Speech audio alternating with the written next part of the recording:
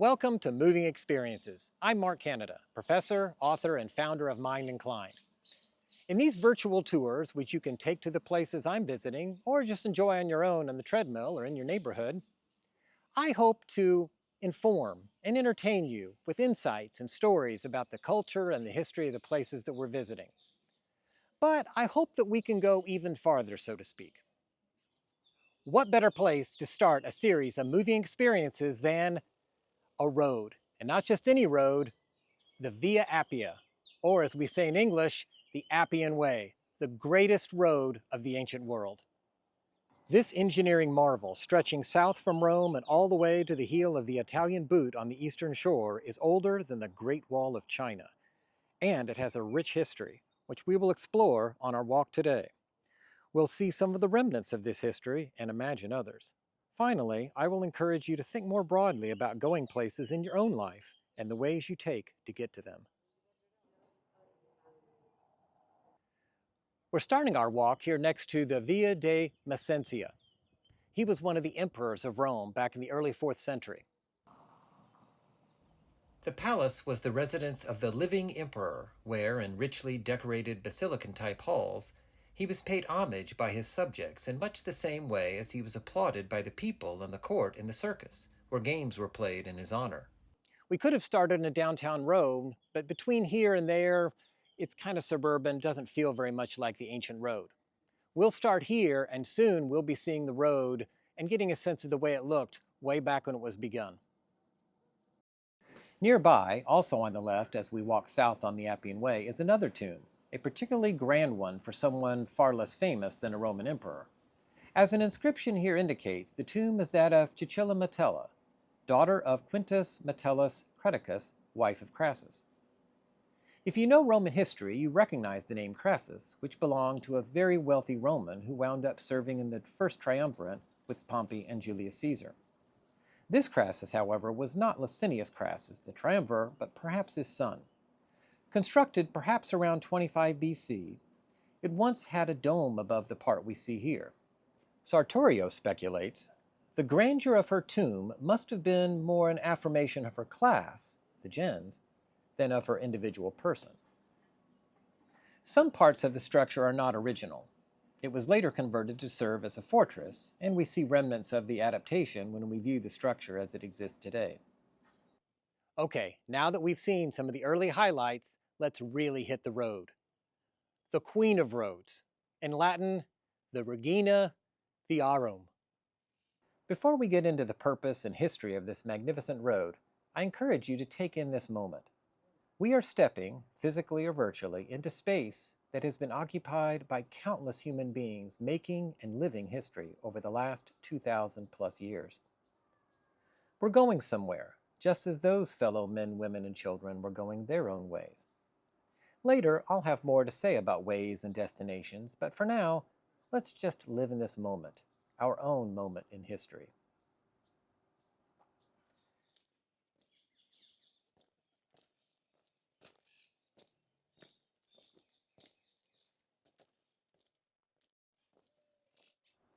In some historic spots, especially a few miles behind us in downtown Rome, it can be difficult to feel alone with our thoughts because we are surrounded by thousands of other people walking and talking, as well as buskers, tour guides, cars, buses, pets.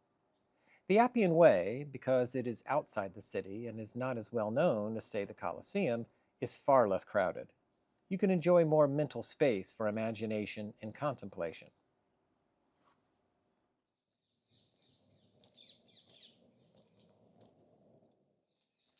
Like other roads, the Appian Way was a means to an end, specifically a means of reaching an area south of Rome.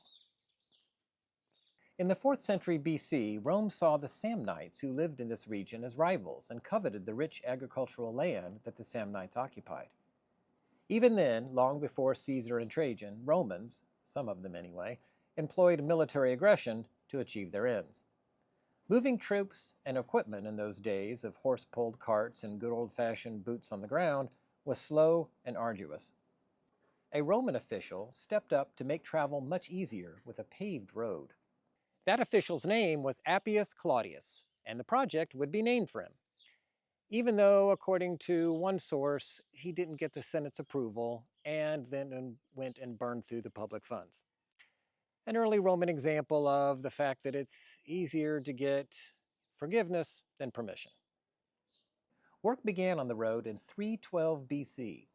It is one of the earliest of the famous Roman construction projects, predating by centuries the Pantheon, the Colosseum, Nero's Domus Aurea, and the Baths of Diocletian. The ambition and prowess that would underlie many of Rome's great achievements, however, can be seen in this very early project. The first leg of the road extended more than 100 miles south all the way to Capua. And as you can see in this stretch right here, it was remarkably straight.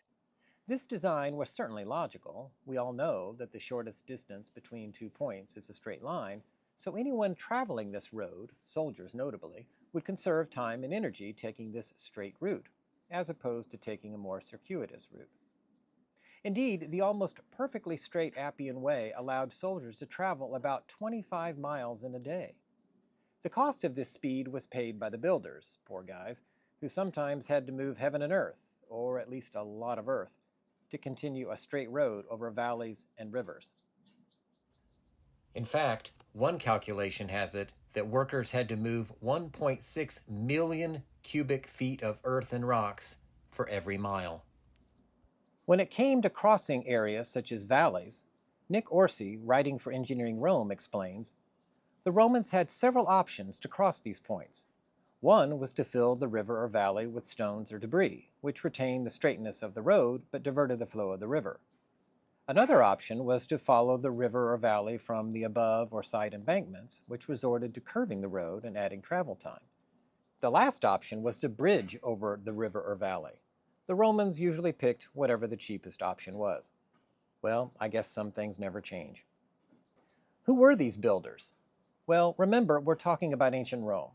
The heroes behind this marvel were, as Robert Castor put it, slaves and criminals who were not expected to survive the experience. Castor, author of The Appian Way, Ghost Road, Queen of Roads, explains that being condemned to build and maintain the roads was considered a punishment that ranked with being condemned to work the mines or to face the beasts in the arena. Modern analyses differ, but varying accounts agree that the road consisted of multiple layers made up of materials such as stones, sand, and gravel.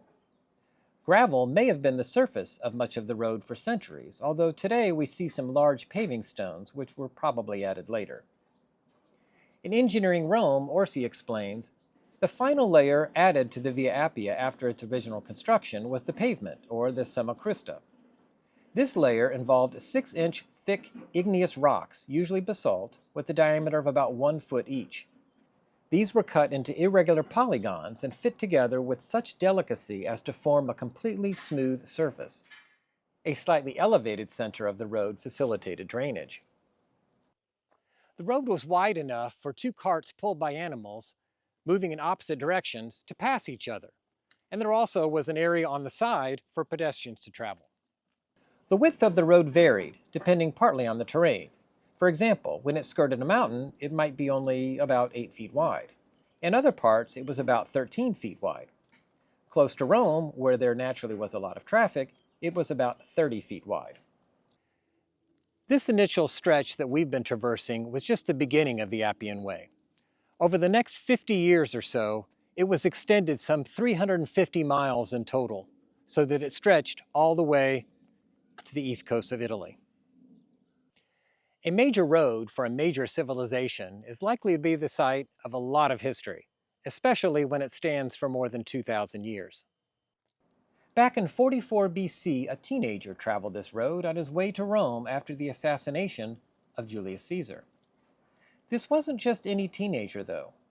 Caesar was his great-uncle, and more important, had chosen the youth to be his heir.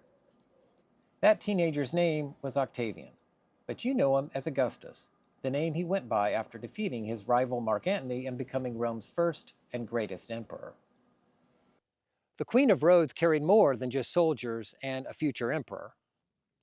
Legend has it that St. Peter was fleeing Rome on the Appian Way, and then he encountered the risen Christ and asked him, Domine, quo vadis? and Christ said, "I'm going to Rome to be crucified again." Peter stopped fleeing and returned to Rome, where he himself would be crucified. A church still standing on the Appian Way, not far behind us, takes its name, Quo Vadis, from this story. It was also the site of a ghastly display ordered by Licinius Crassus, who in 72 and 71 BC had crushed the slave rebellion led by Spartacus. In true Roman fashion, he had more than 6,000 people, ostensibly involved in this uprising, crucified along the Appian Way. Much closer to our own time, American soldiers traveled the Appian Way on their way to Rome in World War II. For all of its beauty and historical significance, the Appian Way does not attract nearly as many visitors as other parts of Rome. National Geographic reported that before the pandemic, about 100,000 people visited the Appian Way per year. The Colosseum attracted more than 7 million. One reason is that this well-beaten path is off the more currently beaten paths of downtown Rome. As I mentioned at the beginning of this tour, you need to catch a ride to it. The portion we are walking is part of a public park called the Parco de Appia Antica. How much of our lives, our thoughts, our attention, our emotions, are wrapped up in ways, in the process of moving from one place or one state of being to another? Our modern word way is actually related to the Latin word via, as in via Appia, that is the Appian Way. Whether we are talking about a way to do something, a way to live, or the way to the library, we ultimately are referring to means, that is, the link between where we are and where we are going, or where we want to be. That's a powerful notion, and I think it's why roads and paths and ways figure so prominently in poems, such as Robert Frost's The Road Not Taken, and Walt Whitman's Song of the Open Road, along with songs, movies about road trips, and more. How much of our lives, our thoughts, our attention, and our emotions are wrapped up in ways? The plan and the process of moving from one place, one state, to another. We often use the metaphor of moving or traveling when we speak of things that would seem to have no relation to either. When we achieve an initial success, someone might tell us, "You're on your way." When we are unsure of some aspect of our lives, we might ask, "Where is this relationship going?" Or, "I'm struggling to find my way." We might struggle less and succeed more if we thought as much about our ways as we think about our destinations. It's one thing to dream of becoming an entrepreneur or a professional athlete. It's quite another to plan the route to one of those destinations. The first section of the Appian Way was built largely in a straight line. In life, our roads are rarely straight, nor should they be. When we are focused on our destinations, we may wish to take a straight road to get there as fast as possible, as Appius and his fellow Romans did. But imagine all the things you would have missed in your life if you had taken the straight way. Life, after all, is not a military campaign. If your goal is to become a researcher and develop a cure for a deadly disease, the straight way to this destination would involve a lot of academic work and leave no room for detours into relationships and adventures. You might reach that destination relatively fast, but you also sacrificed some other important things. Maybe those things are as important or even more important. That's the thing about life. We don't ever know all of our options, and the value and impact of each of those options until we have seen and experienced them. Taking the straight way down the Appian Way is definitely the fastest way to arrive at a destination where it leads, but maybe someplace over there is really where we were meant to be, where we would be most fulfilled, where we would do the most good. We will never know if we are staying on a straight road. We may want to think of life as a highway, as one famous song puts it, but I prefer the phrase from another song, the one by the Beatles, in which Paul McCartney sings about a long and winding road. There are other ways to think about roads and ways. When we hit the open road, to borrow a phrase from Walt Whitman, we may like to think that we are going toward something, but maybe our true motivation is to leave something. Then again, maybe we are simply in it for the adventure, for the road trip, so to speak. My favorite quotation from the very quotable Yogi Berra is, "You've got to be very careful if you don't know where you are going, because you might not get there." Like other things that Yogi said, this one seems contradictory or silly, but it's actually profound. If you don't know where you're going, then there is no there. But too often, we go nevertheless. What is the there? Do we know? Does it matter? Listen, do you hear that? There's a party going on the Appian Way, and might seem as if it spoils the mood, but then when you think about it, if Nero were here, that's where he'd be. I hope you've enjoyed this moving experience along a short stretch of the Appian Way. We have taken in some of its fascinating history, admired its engineering and its construction, and considered some of our own ways and destinations. In future moving experiences, we will run and ride around the National Mall in Washington, D.C., see modern Chicago through the eyes of Theodore Dreiser's Sister Carrie, and explore the literary homes and haunts of Edgar Allan Poe, Louisa May Alcott, Lorraine Hansberry, and Ernest Hemingway in New York's Greenwich Village. Come and have a moving experience with me.